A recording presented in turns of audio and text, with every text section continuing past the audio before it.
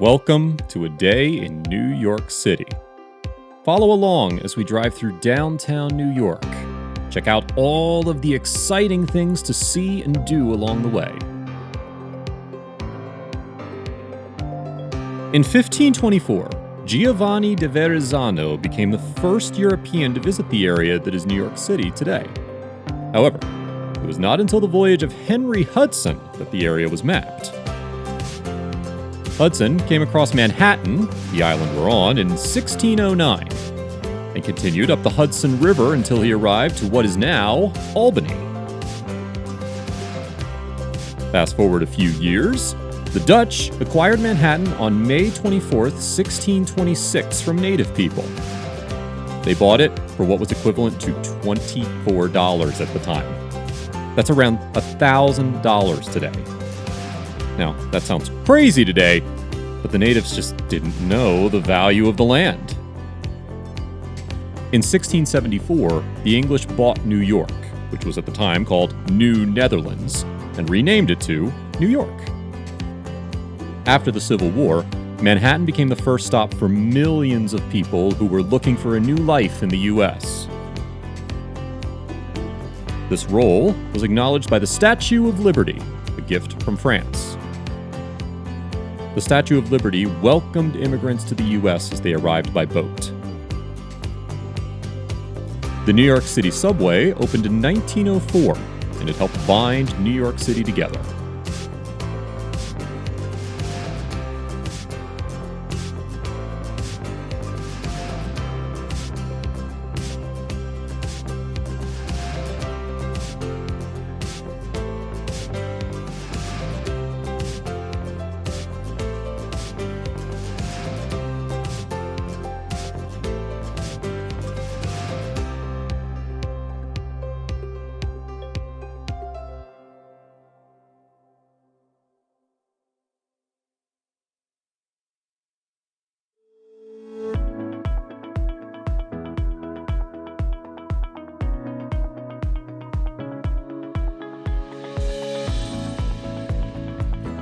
If you look in the distance, you will see the MetLife Building. The MetLife Building is an 808-foot-tall skyscraper. It is one of the largest buildings in the U.S. The MetLife Building contains an elongated octagonal massing, with the longer axis perpendicular to Park Avenue.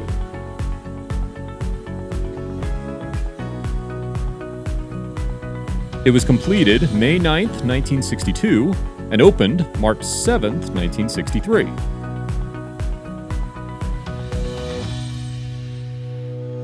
It was designed in the International style by Richard Roth, Walter Gropius, and Pietro Belluschi.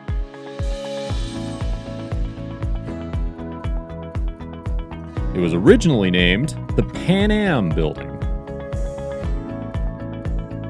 Proposals for a skyscraper to replace the Grand Central Terminal were announced in 1954 to raise money for the New York Central Railroad and New York, New Haven, and Hartford Railroad. These railroads were the financially struggling railroads that were operating the terminal. Eventually, plans were announced for what became the MetLife Building to be built around the terminal rather than in place of it. Work on the project, which was at the time known as Grand Central City, started in 1959, and the building opened on March 7, 1963. At its opening, it was named for Pan American World Airways, for which it served as headquarters. The Metropolitan Life Insurance Company, or MetLife, bought the Pan Am Building in 1981 and used it as its headquarters. MetLife sold the building in 2005. The MetLife Building has been renovated several times in its history. The building has 59 stories.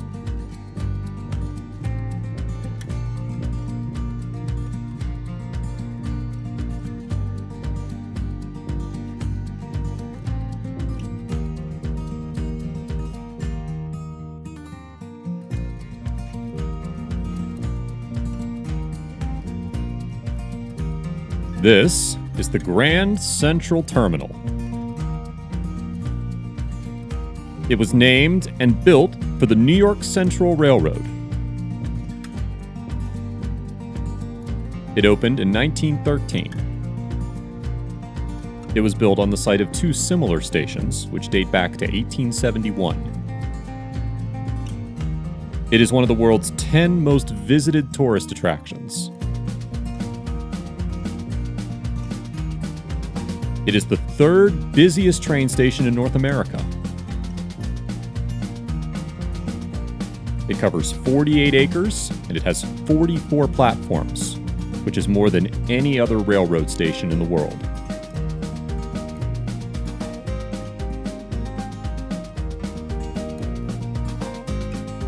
Grand Central Terminal, or GCT, has over 750,000 visitors every day.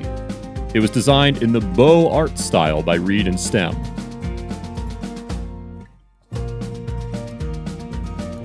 The building was intended to compete with the now demolished Pennsylvania Station.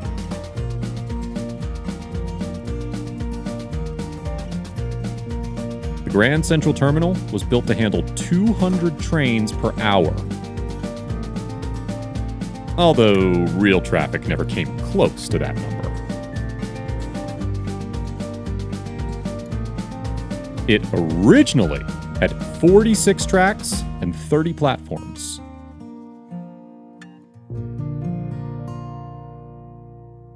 In 1978, architect Philippe Johnson and First Lady Jacqueline Kennedy Onassis campaigned to secure landmark status for the terminal. This ensured that the building would serve New Yorkers for many more years.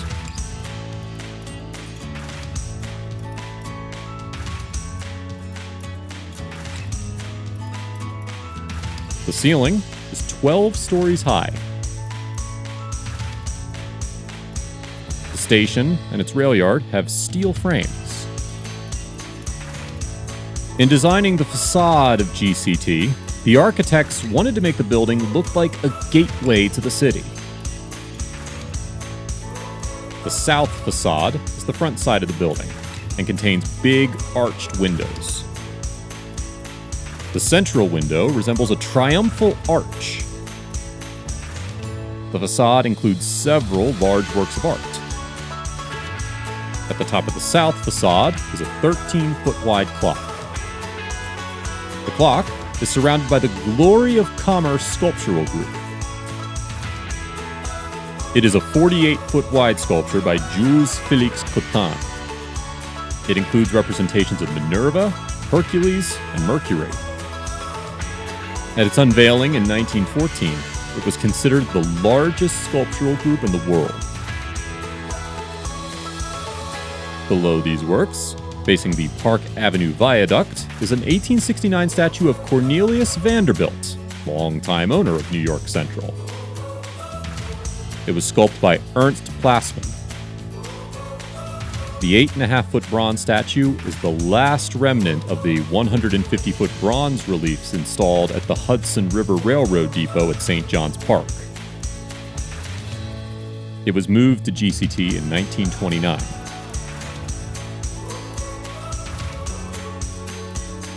The most well-known part of the GCT is the ceiling. It depicts the constellations of the zodiac.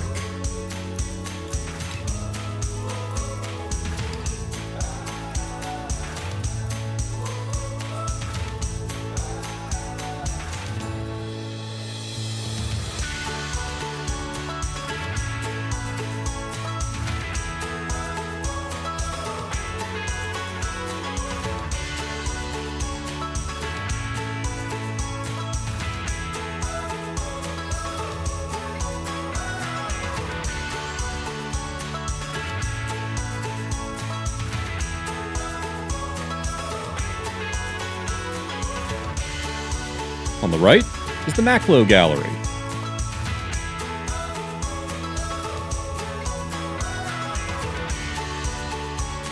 The Macklowe Gallery is an art gallery and museum in New York City. It first opened in 1971.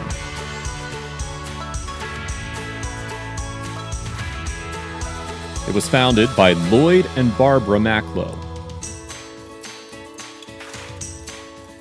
After a visit to their first antique show at Madison Square Garden, Lloyd and Barbara were struck by the beauty of the Tiffany lamps. Their love for collecting slowly grew over the years, and eventually, the Macklow Gallery was born.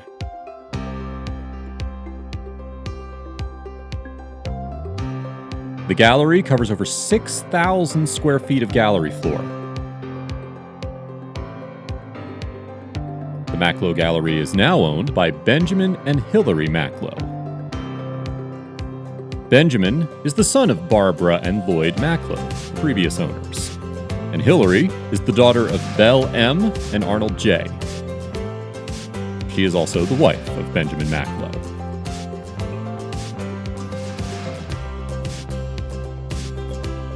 The Macklow Gallery has a wide range of items. They have jewelry, Tiffany lamps, Tiffany objects, furniture, and decorative arts. A Tiffany lamp is a type of lamp with a glass lampshade made with glass designed by Louis Comfort Tiffany and his design studio. Tiffany lamps are considered part of the Art Nouveau movement.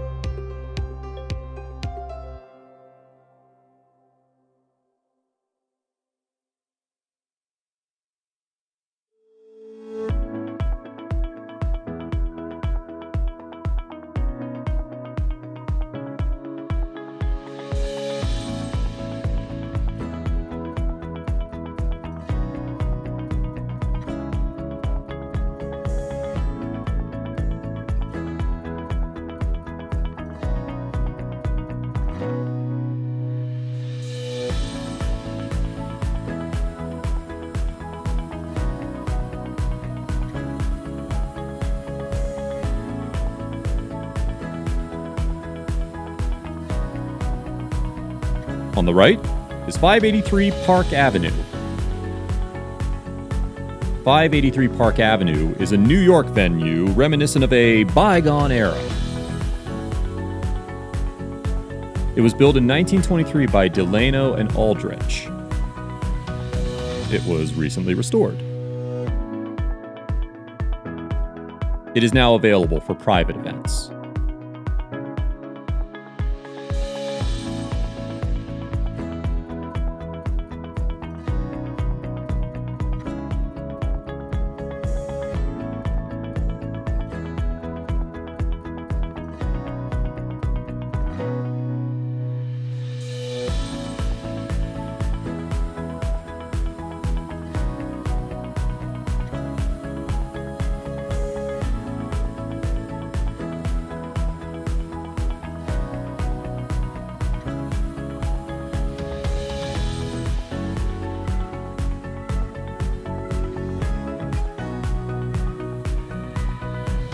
On the right is the Park Avenue Armory, or the 7th Regiment Armory.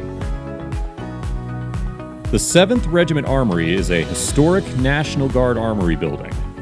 The building was built in 1880 in the Gothic Revival style by Charles Clinton. The building was made a National Historic Landmark in 1986. It is one of the 2 remaining armories in the U.S. to be built and furnished with private funds. It originally was the HQ for the 7th New York Militia Regiment. The Armory is currently leased by and home to Park Avenue Armory. Park Avenue Armory is a nonprofit arts organization. Their goal is to revitalize the landmark as an alternative art space. The building is mostly composed of brick and stone. Due to its acoustic properties, the building was used for the historic live broadcast of the radio play The Fall of the City by Archibald MacLeish in 1937. Park Avenue Armory has a partnership with Williamsburg High School for Architecture and Design. The space was formerly designated part of Hamilton Square. The builder was R.L. Dara.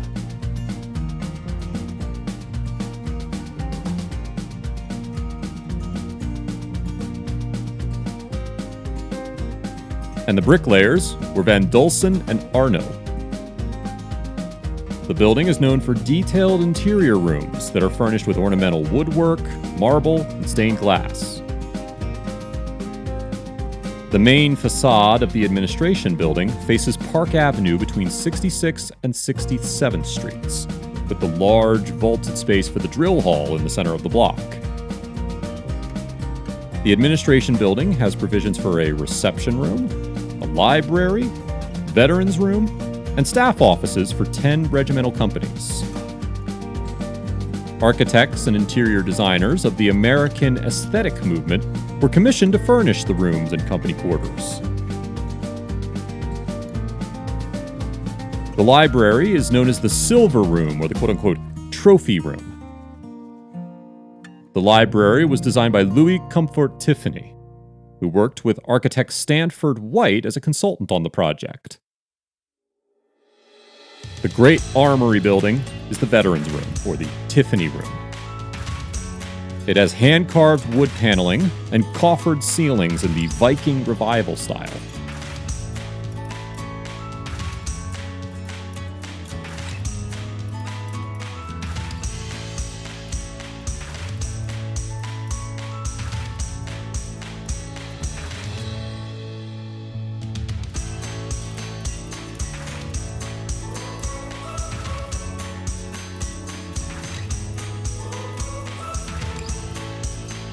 Are you wondering why there's suddenly so many trees? Well, because we're about to reach Central Park. If you don't know what Central Park is, it is an urban park, which covers an absurd 843 acres, or 3,411,500 square meters. It is the most visited urban park in the U.S., with around 42 million visitors annually. Central Park is actually the most filmed location in the world.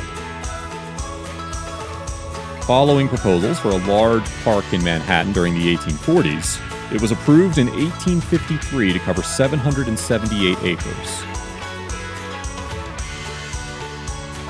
In 1857, landscape architects Frederick Law Olmsted and Calvert Vaux won a design competition for the park.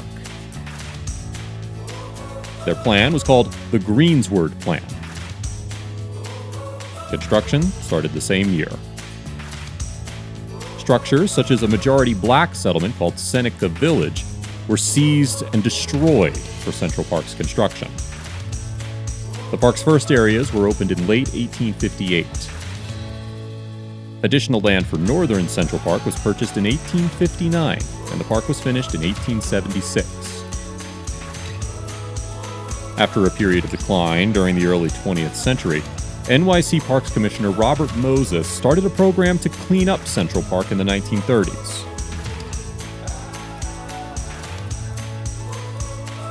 The Central Park Conservancy was created in 1980 to combat further deterioration of Central Park. They started to refurbish many parts of the park starting in the 1980s. Its size and cultural position make it a model for the world's urban parks. Its influence made it become one of the National Historic Landmarks in 1963, and then it became a New York City Scenic Landmark in 1974. Central Park is owned by the New York City Department of Parks and Recreation, but it's been managed by the Central Park Conservancy since 1998, under a contract with the municipal government. The park is adjacent to Harlem to the north, Midtown Manhattan to the south, the Upper West Side to the west, and the Upper East Side to the east. It measures 2.5 miles from north to south and 1/2 mile from west to east. Central Park is divided into 3 sections: the north end, which extends above the Jacqueline Kennedy Onassis Reservoir, mid-park, between the reservoir to the north and the lake and conservatory water to the south, and then the last one is the south end, which is below the lake and conservatory water. The park has 5 visitor centers: the Charles A. Dana Discovery Center, Belvedere Castle, Chess and Checkers House, the Dairy, and Columbus Circle. The park has natural-looking plantings and landforms, having been almost completely landscaped when built in the 1850s and the 1860s. It has 8 lakes and ponds that were artificially created by damming natural seeps and flows. There are several wooded sections, lawns, meadows, and minor grassy areas. There are 21 children's playgrounds and 6.1 miles of drives.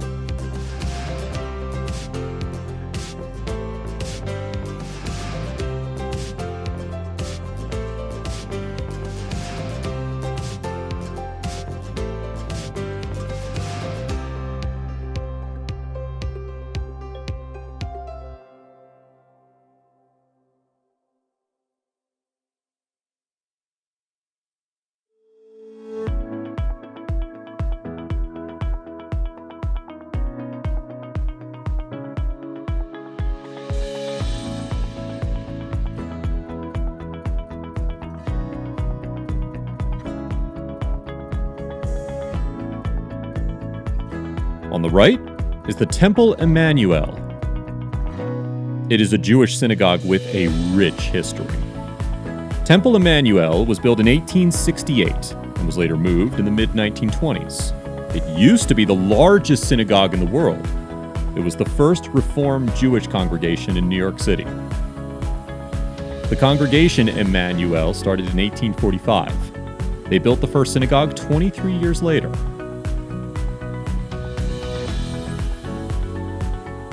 By the mid-1920s, they had decided to move uptown. At this point, Emmanuel was the largest synagogue in the world.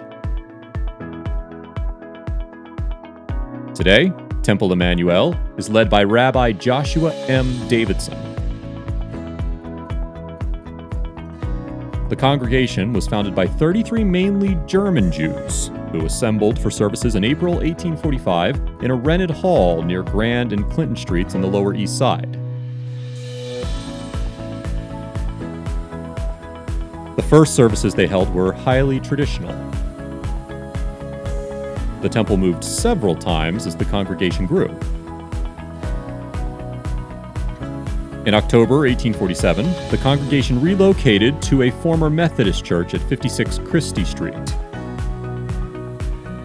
The congregation commissioned architect Leopold Edlitz to draw up plans for renovation of the church into a synagogue.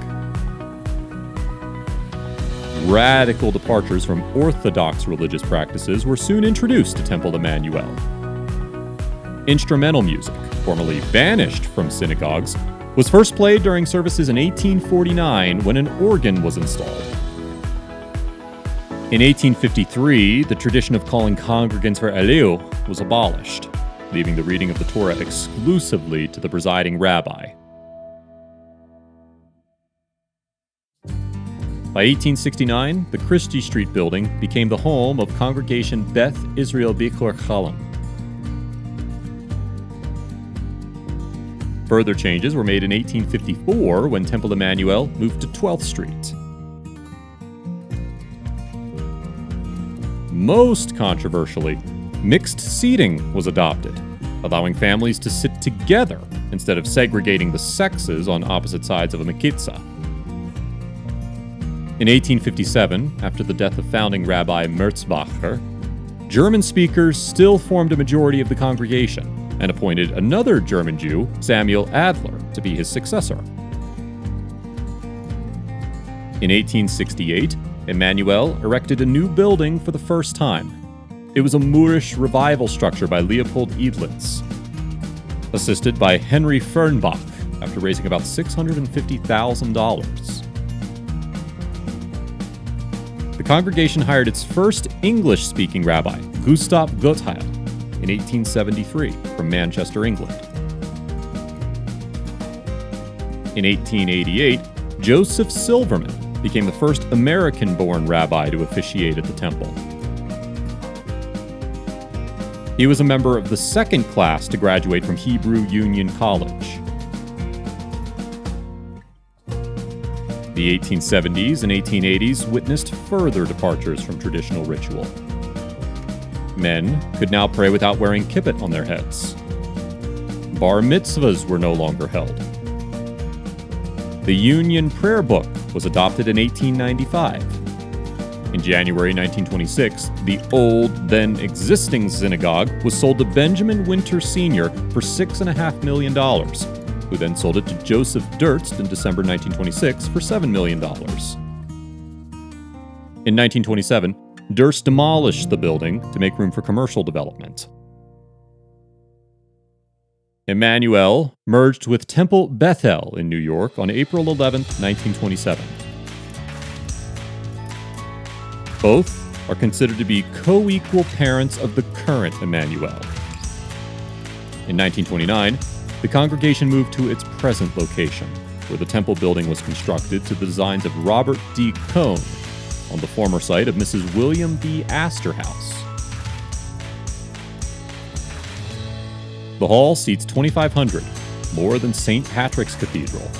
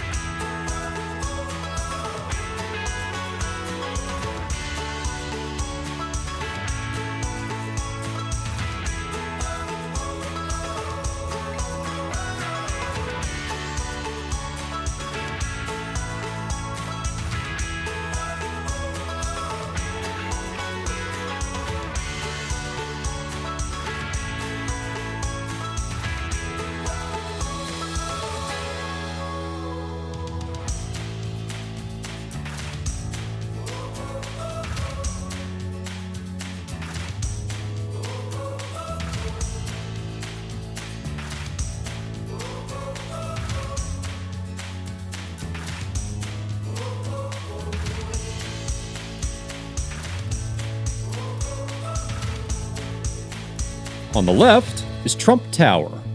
As the name suggests, the building was developed by Donald Trump. It first opened in 1983. It is a 58-floor, 664-foot-tall skyscraper. It serves as the headquarters for the Trump Organization. It also houses the penthouse condominium residence of Donald Trump. The building started construction in 1979 in the modernism style. The building contains 4 eating and drinking establishments. This includes Trump Bar, Trump's Ice Cream Parlor, Trump Cafe, and Trump Grill. Trump had actually envisioned a tower there since childhood, but only formulated plans to develop the tower in the mid-70s. Trump's design didn't account for ceiling height, so the Trump Tower has much less floors than buildings of a similar height. On the left is the St. Patrick's Cathedral. St. Patrick's Cathedral is a decorated Catholic cathedral. Construction started in 1858 to replace St. Patrick's Old Cathedral. The cathedral was completed in 1878 in the decorated neo-Gothic style by James Renwick Jr. It is 396.7 feet long and is 329.6 feet tall. It's made of Tuckahoe marble. It has 19 bells. The cathedral is a New York City designated landmark and is listed on the National Register of Historic Places. The cathedral has 2 pipe organs with more than 9,000 pipes, 206 stops, 150 ranks, and 10 divisions between them. The 2 organs are the gallery organ, completed in 1930, and the chancel organ, completed in 1928. Both were manufactured by George Kilgan and Son. Since the mid-1990s, the 2 organs have been able to operate as a single unit. The 2 organs are controlled by twin 5 manual draw knob consoles. The chancel organ is the north ambulatory of the sanctuary, adjoining the chapel of St. Joseph. It originally had 3 manuals, which controlled 4 divisions. The chancel organ originally had 46 registers, 18 stops, and 18 ranks. There were 1,480 pipes placed inside an oak case with Gothic-style carvings. The gallery organ had a 4-manual stop key console with 157 registers and 114 ranks. There were 7,855 pipes. The shortest measured half an inch long, and the longest was 32 feet long.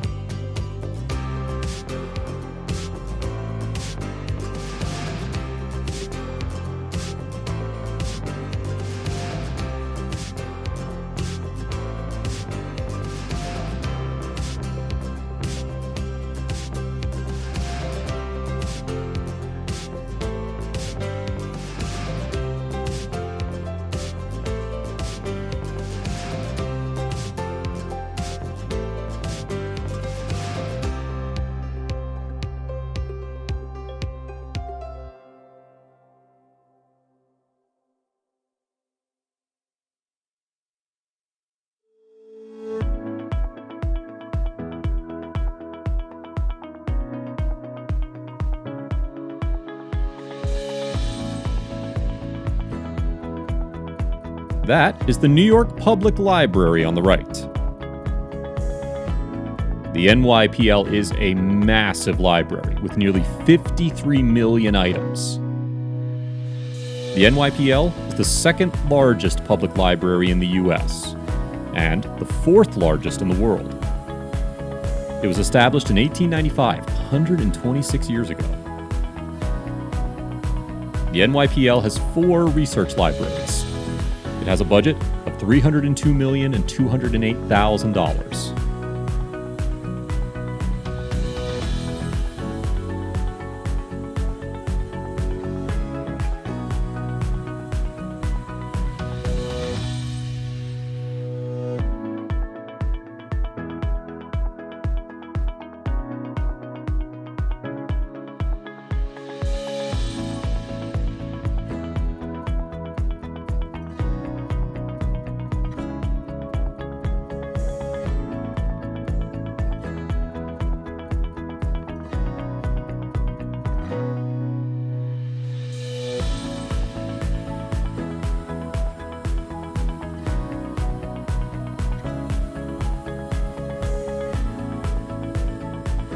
On the right is the base of the Empire State Building.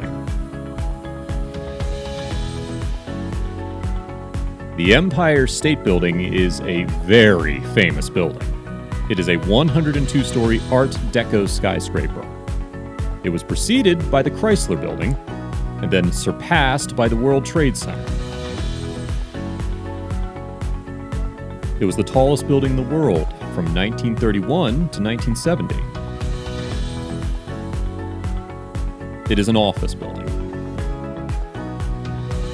Around 4 million tourists from around the world annually visit the building's 86th floor and 102nd floor observatories. The Empire State Building is an American cultural icon. It is the 9th tallest completed skyscraper in the U.S. Its height has become the global standard of reference to describe height and length of other structures. It is considered one of the 7 wonders of the modern world. It was ranked first on the American Institute of Architects list of America's favorite architecture in 2007. Additionally, the Empire State Building and its ground floor interior were designated city landmarks by the New York City Landmarks Preservation Commission in 1980.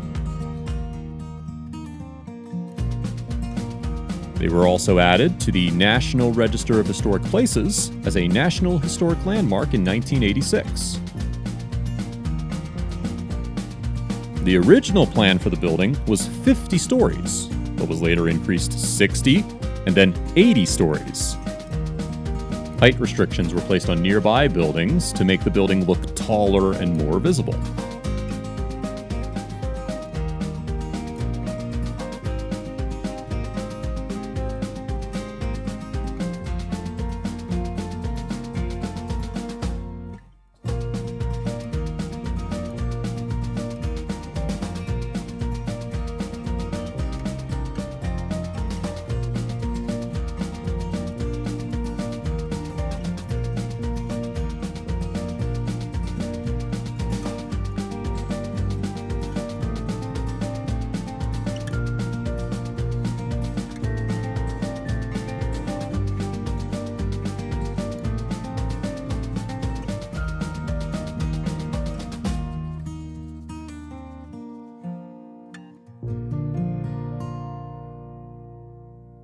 Here is Madison Square Park.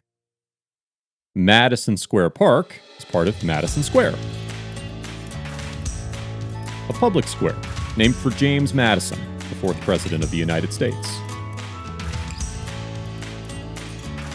This is the Flatiron Building.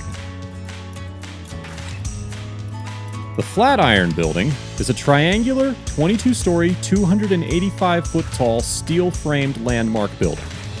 It was originally called the Fuller Building. It was called, now quoting, one of the world's most iconic skyscrapers and a quintessential symbol of New York City. It was completed in June 1902 in the Renaissance Revival style. It has 255,000 square feet of floor area. It was built by George A. Fuller Construction Co. The Flatiron Building was added to the National Register of Historic Places in 1979 and became a National Historic Landmark in 1989.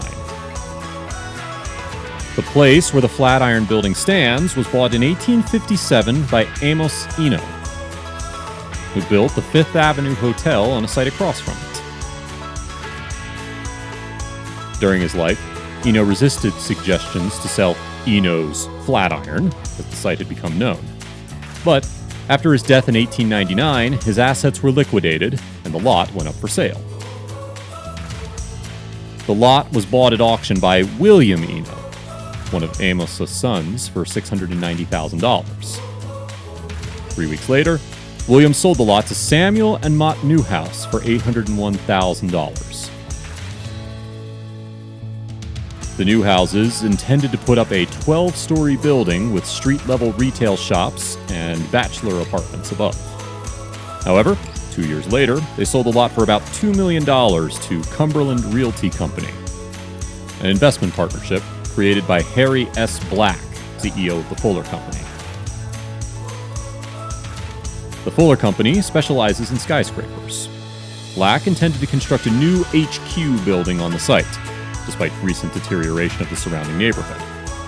He engaged Chicago architect Daniel Burnham to design it. The building would be the first skyscraper north of 14th Street.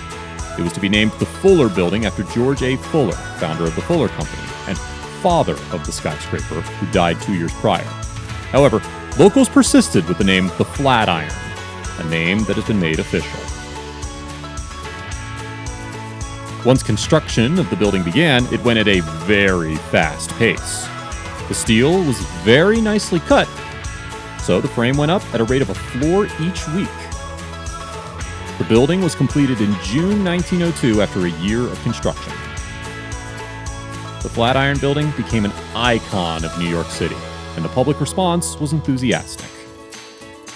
The critical response, however, was not completely positive, and what it was praised for was often the cleverness of the engineering.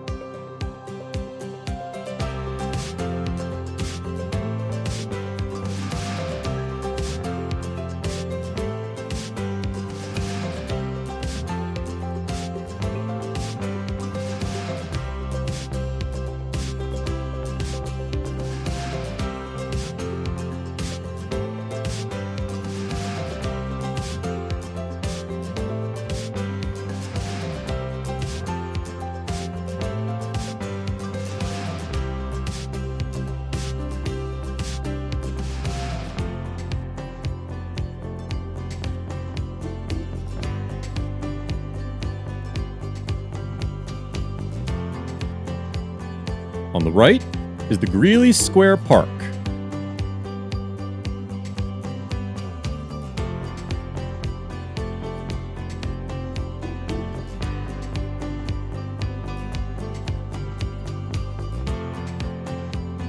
On the left is Herald Square.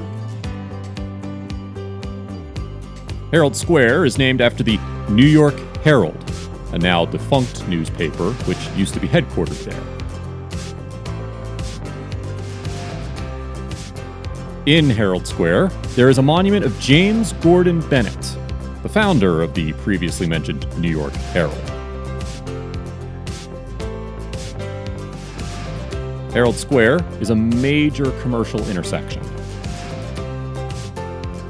Herald Square was built in 1902. The square contains a huge mechanical clock which was constructed in 1895. Herald Square will soon be getting a renovation. You may have noticed the skyscraper in the distance. That is the Bank of America Tower. The Bank of America Tower is a 1,200-foot tall skyscraper. It is also known as the One Bryant Park. The $1 billion project was designed by Cook Fox Architects. Work on the building started in 2004, and it was completed in 2009. The building was appraised in July of 2019 for over $3.5 billion, making it one of the most valuable office buildings in New York City.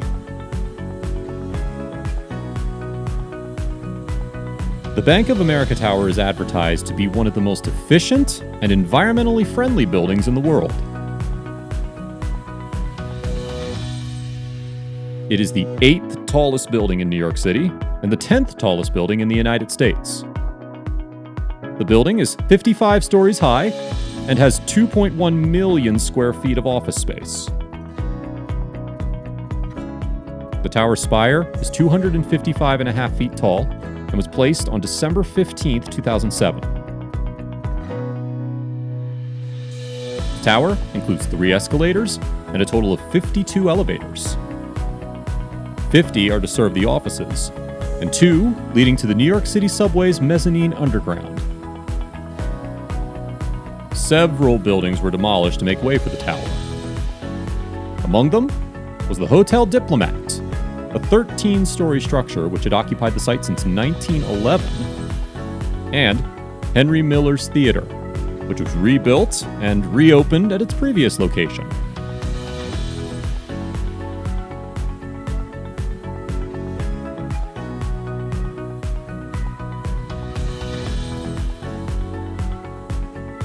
The building's tenants include Bank of America as the anchor tenant, the Marathon Asset Management, and the tower's Platinum LEED rating has enticed tenants from all over the city. The Bank of America Tower is the worldwide model for green architecture in skyscrapers. The design of the building makes it environmentally friendly, using technologies such as floor-to-ceiling insulated glazing to contain heating and maximize natural light. It has an automatic daylight dimming system.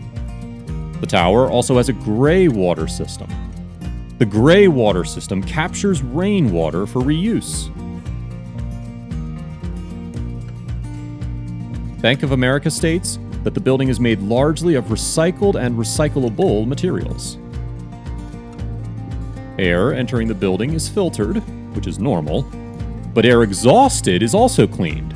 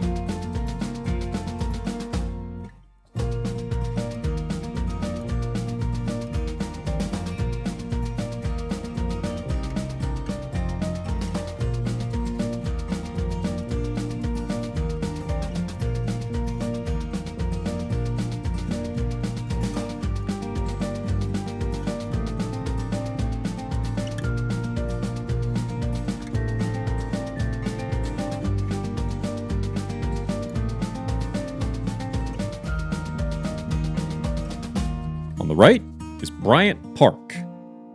Bryant Park is a 9.6-acre public park. The park was created in 1847 by a career in Hastings, Lusby Simpson. By the 1930s, Bryant Park was suffering from neglect and was considered disreputable. Over 10 years, about 100 plans for the park's renovation were proposed, but never enacted. It wasn't renovated until 1988. The first park at the site was opened in 1847, and it was called Reservoir Square due to its proximity to the Croton Distributing Reservoir. The square was renamed in 1884 for abolitionist and journalist William Cullen Bryant. Bryant Park is managed by the private, not-for-profit organization Bryant Park Corporation. BPC was founded in 1980 and led the restoration of Bryant Park. The park is both a National Register of Historic Places listing and a New York City designated landmark. Bryant Park is mostly used as a passive recreation space and lacks active sports facilities. One of the park's largest features is a large lawn located slightly below the surrounding walkways. The lawn serves as the seating area for some of the park's major events, such as Bryant Park Movie Nights. The flower beds include over 100 woody plants, herbaceous perennials and annuals, 200 planters, 100,000 daffodils, and 20,000 other seasonal bulbs. The lawn is as long as a football field and is planted with a rye fescue bluegrass mix. In 1883, plans emerged to build a library in Bryant Park atop the site of the reservoir. The library would be funded by Samuel J. Tilden. This was opposed somewhat by property owners who wanted to extend the park eastward onto Reservoir site. Nevertheless, by the 1890s, the reservoir was slated for demolition. When the NYPL was founded in 1895, its founders wanted an imposing main branch building. The trustees of the libraries chose to build the branch at the eastern end of Bryant Park. This was because it was centrally located between the Astor and Lenox libraries, the NYPL's direct predecessors. The reservoir was torn down by 1900, and construction started on the library. In conjunction with the library's construction, several improvements were made to the park, such as terrace gardens, public facilities, and kiosks. Due to its central location in Manhattan, several transit lines and infrastructure projects were also built around Bryant Park. The first of these was the 6th Avenue Elevated Railway, which opened in 1878. The city's first subway line was opened in 1904 by Interborough Rapid Transit Company. The park has London plane trees, or Platanus acerifolia. They were planted in 1930 and provide the park's most dramatic and important feature. Numerous statues are scattered throughout the park. One of the walkways contains a trap door, which conceals a power supply that is used to power the Winter Village. A raised terrace on the eastern side of the lawn is paved with gray flagstones and red brick. Its centerpiece is the William Cullen Bryant Memorial, which is raised on a pedestal of its own. A carousel, which was installed in 2002, is located at the park's southern border.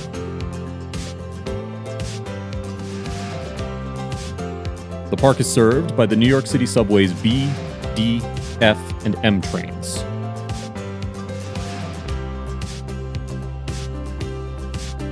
The renovation took place at the same time as the NYPL's expansion of the main branch's stacks underneath Bryant Park. The project was originally estimated to cost $21.6 million and was to be the largest expansion in the main branch's history. It entailed building 84 miles of stacks, which could hold 3.2 million books. Construction started after the park was closed. Once the underground facilities were completed, Bryant Park was completely rebuilt. Bryant Park was initially supposed to reopen in late 1990 or early 1991. The reopening date was pushed back due to delays caused by the construction of the NYPL stacks. In June 1991, the city and the BPRC reached an agreement to reopen the western section of Bryant Park on summer weekdays.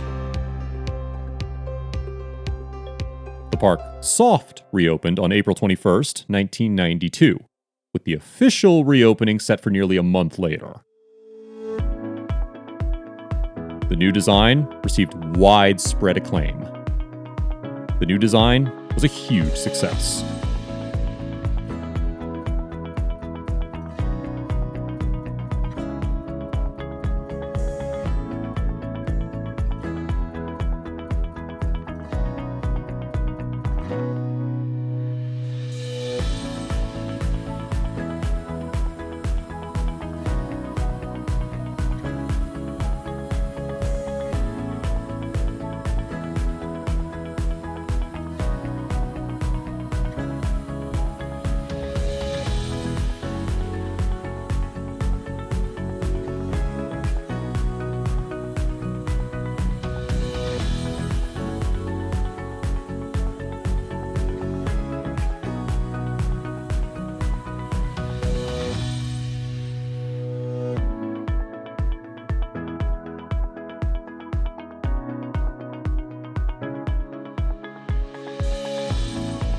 This is Times Square.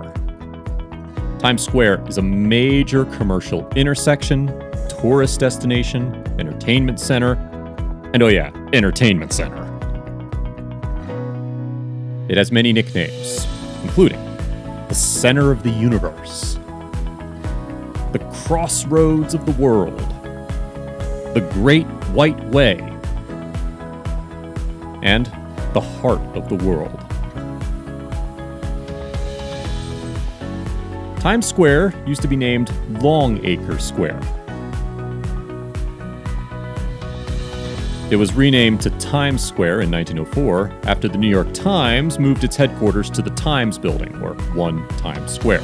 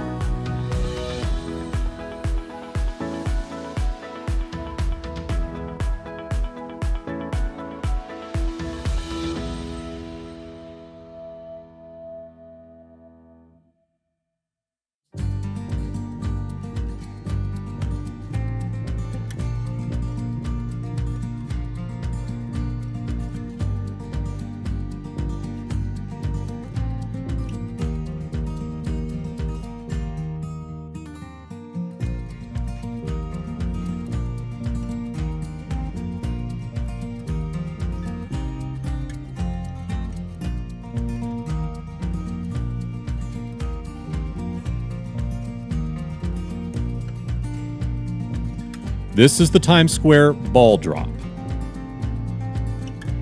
Here, on New Year's, a time ball descends down a special flagpole. The event was first organized by Adolf Ochs in 1907. The ball was designed by Artcraft Strauss. Different people host the Times Square ball drop every year.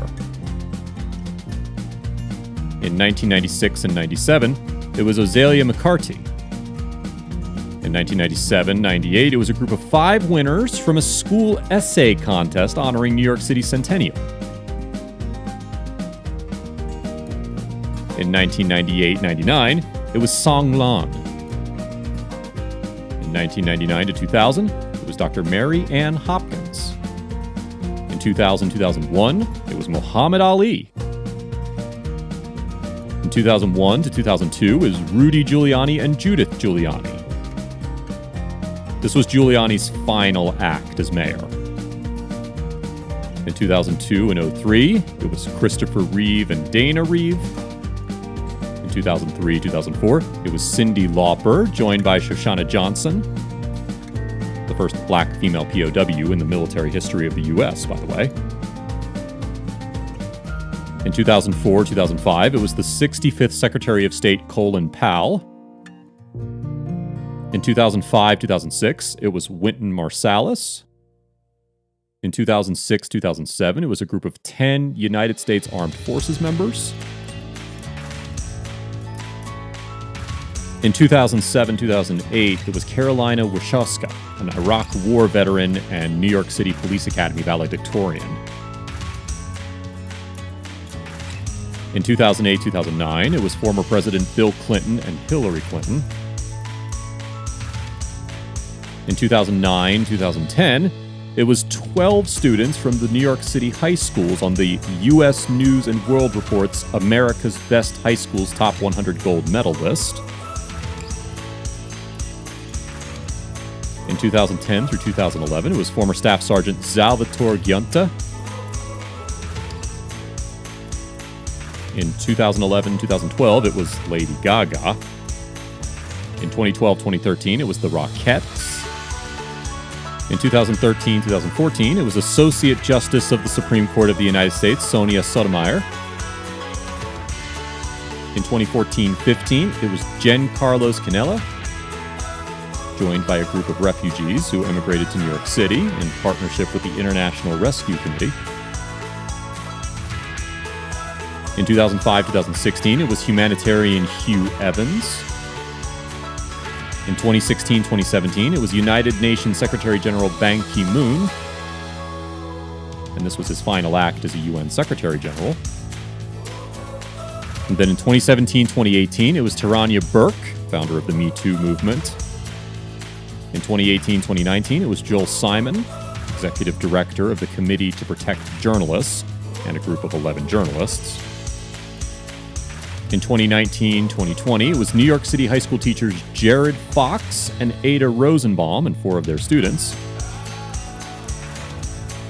And in 2020-2021, it was Charlene McRae. This year's host has not been determined.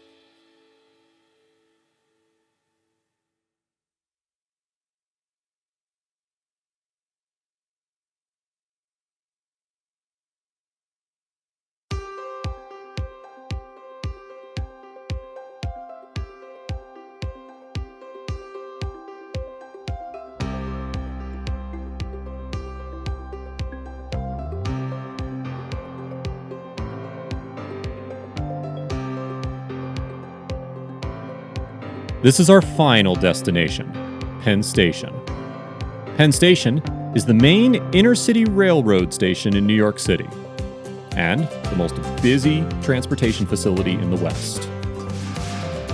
Penn Station has 21 tracks fed by 7 tunnels. As we near the end of this tour, I would like to talk about Manhattan Island as a whole. Manhattan is known as the urban core of the New York Metropolitan Area. It is the most densely populated and smallest in size of the 5 boroughs of New York City. Manhattan is New York City's birthplace. It has been described as the capital of the world. Manhattan is home to the world's 2 largest stock exchanges, the New York Stock Exchange and the NASDAQ. Manhattan traces its origins to a trading post founded by colonists from the Dutch Republic in 1624 on Lower Manhattan. The trading post was renamed New Amsterdam in 1626. The territory and its surroundings came under English control in 1664, and it was renamed New York after King Charles II of England gave the land to his brother, the Duke of York. Manhattan became a borough during the consolidation of New York City in 1898. Manhattan has the 3rd largest population of New York City's 5 boroughs and is the smallest borough in terms of land. Manhattan hosts 3 of the world's 10 most visited tourist attractions in 2013: Times Square, Central Park, and Grand Central Terminal. Manhattan has many important bridges, such as the Brooklyn Bridge, the Williamsburg Bridge, the Queensboro Bridge, the Triborough Bridge, and the George Washington Bridges. Manhattan also has a lot of very important skyscrapers, such as the Empire State Building, the Chrysler Building, and the One World Trade Center, or Freedom Tower. It also hosts many parks, such as Central Park. New York City was founded at the southern tip of Manhattan. The area that is now Manhattan used to be inhabited by the Lenape and Wappinger Indians. In 1524, Giovanni di Verrazzano became the first European to visit the area that is New York City today. However, it was not until the voyage of Henry Hudson that the area was mapped. Hudson came across Manhattan in 1609 and continued up the Hudson River until he arrived at what is now Albany. According to a letter by Pieter Janszoon Schagen, Peter Minuet and Dutch colonists acquired Manhattan on May 24, 1626 from native people who are believed to be Canarsie Indians. The Dutch acquired Manhattan in exchange for traded goods worth 60 guilders, which was $24 at the time. You heard that right. Manhattan Island was sold for $24. With inflation, that's worth around $1,000 today. In 1674, the English bought New Netherland and renamed it New York. Manhattan was at the heart of the New York Campaign, which was a series of major battles in the early American Revolutionary War. New York grew as an economic center with two main causes. First, the result of Alexander Hamilton's policies and practices as the first Secretary of the Treasury. And then second, the opening of the Erie Canal in 1825, which connected the Atlantic port to the agricultural markets of the Midwestern U.S. and Canada. New York City played a complex role in the American Civil War. The city had strong commercial ties to the southern U.S. due to the trading power of the Hudson River, and many other reasons. After the Civil War, Manhattan became the first stop for millions of people who were looking for a new life in the U.S. This role was acknowledged by the dedicated Statue of Liberty, a gift from France. In 1898, New York City consolidated with 3 neighboring counties to form the city of Greater New York. The construction of the New York City subway, which opened in 1904, helped bind the new city together, as did new bridges. Returning World War II vets created a post-war economic boom, which led to the development of huge housing developments targeted at returning veterans, the largest being Peter Cooper Village, or Stuyvesant Town. Enjoy the rest of the ride.